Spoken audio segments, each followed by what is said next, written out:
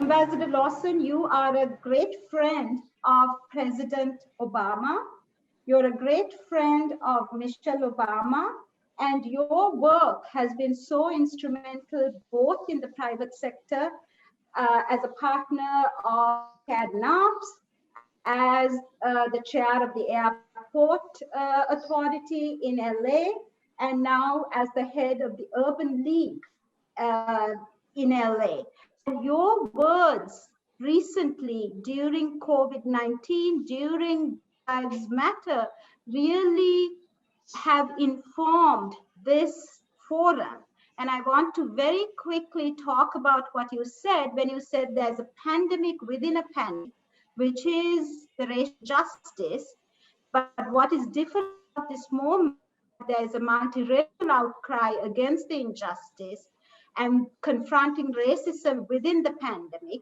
And within this perfect storm, there is opportunity for change. So, Ambassador, you served under the Obama administration as our ambassador on the Airports Commission, and you are a trustee of Morse College and Marymount University, and of course, you're a distinguished graduate of Harvard Law School. So we are honored to have you with us, Ambassador Lawson. And can you please spend the next 5 minutes on giving us the wisdom of your career and of your life?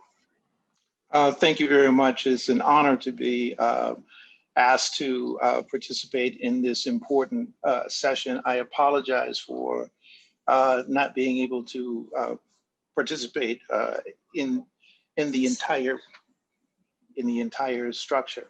But this is such an important. It's hard to explain why it's important, because the importance is so strong. So if you give me 1 second, let me trying to find a location that is a little bit better. My apologies, only because I had a last minute obligation to babysit my grandson. Oh, so I'm not in my normal spot. Oh, of course, Matty. You know, I have such fond memories of traveling to Papua New Guinea with Matty. Yes, absolutely. Absolutely. So you've gone through kind of my bio pretty well. And so I won't repeat that. But what I've learned through the many opportunities that I've had is that it takes an understanding of the environment that we're around, that is around us, to understand that you have to look beyond what you're going to win or lose over the next quarter. And that's really the key here. We are living in an environment where we have been taught for the last 50 years that the only thing we really needed to focus on was what impacted our balance sheet 90 days from now. And that was the only thing that mattered. And if it had an adverse impact on someone else, or it might have an adverse impact on the economy or the environment a year from now, 10 years from now, 20 years from now, not our issue. And now we're realizing that it is our issue. And that is one of the reasons why I was so proud of what we were able to do at the International Civil Aviation Organization, which was to establish the carbon offsetting and reduction scheme for international aviation, which was the first time an entire industry came together and said, we are going to change the way we operate in order to lessen the impact that our industry has on the environment. And it starts by measuring, because as we all know, what you don't measure doesn't exist. And so you have to pay attention to it. And the first thing you have to do is understand how to measure what it is that you're impacting.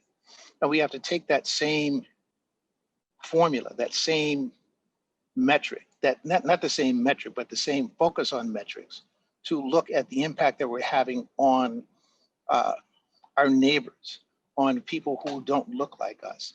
Uh, we have to understand what impact do I have on this system and figure out how to change what I am doing to reduce the impact, to lessen the impact to for the benefit of all. Because the dirty little secret is that what we're doing is actually not as beneficial from from a finance standpoint. The fact of the matter is that when we start taking into account the impact that we're having on other people, on the world around us, it is not a net negative, it's a net positive when we focus on the right things, when we focus on more than just what is going to impact us 90 days from now.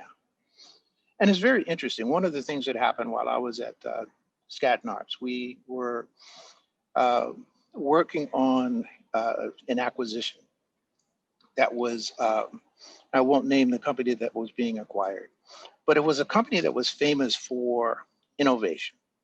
And it got to that point because they had an engineering section that had no metric.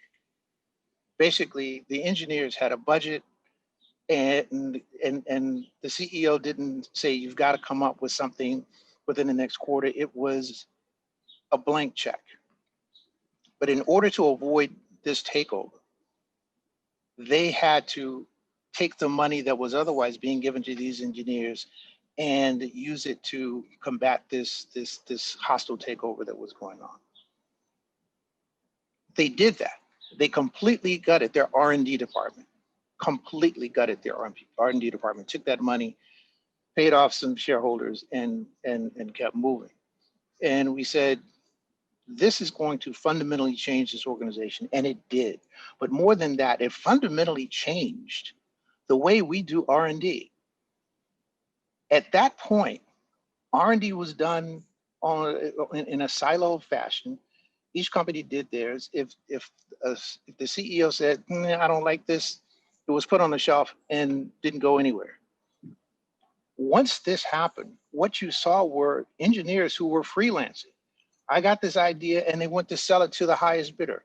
And what came out of that? Everything came out of that. The engineering R&D became something that was open to everybody. You went to, if that company didn't want to invest in what you were doing, there were other funds that would invest in it, and you just opened up the floodgates.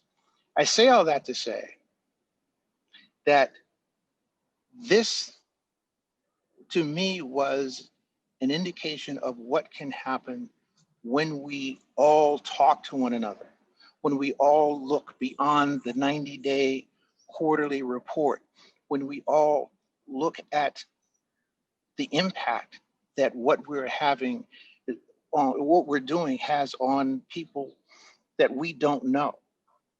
And that's the goal that we have here, to broaden our vision, to broaden our horizons, to understand what the ultimate impact is going to be or might be with respect to the actions that we take today. That is what this is all about. And that is why we need the intellectual power of the people who are on this call to give us the metrics to allow us to do that. Thank you very much for allowing me to have a few minutes to talk. This has been a wonderful session. I know that more will be going on, and I appreciate everything that you're doing. Thank you, Ambassador. This is wonderfully impressive and inspiring. What you've said is so resonant with all of what our speakers have been saying, the importance of measuring and the metrics, but that there is more to what we do than the report that we write. It is about the impact and the larger long-term impact. And your life and work has really been a testimony to the impact that you have wielded on your community, on our nation, and in the world.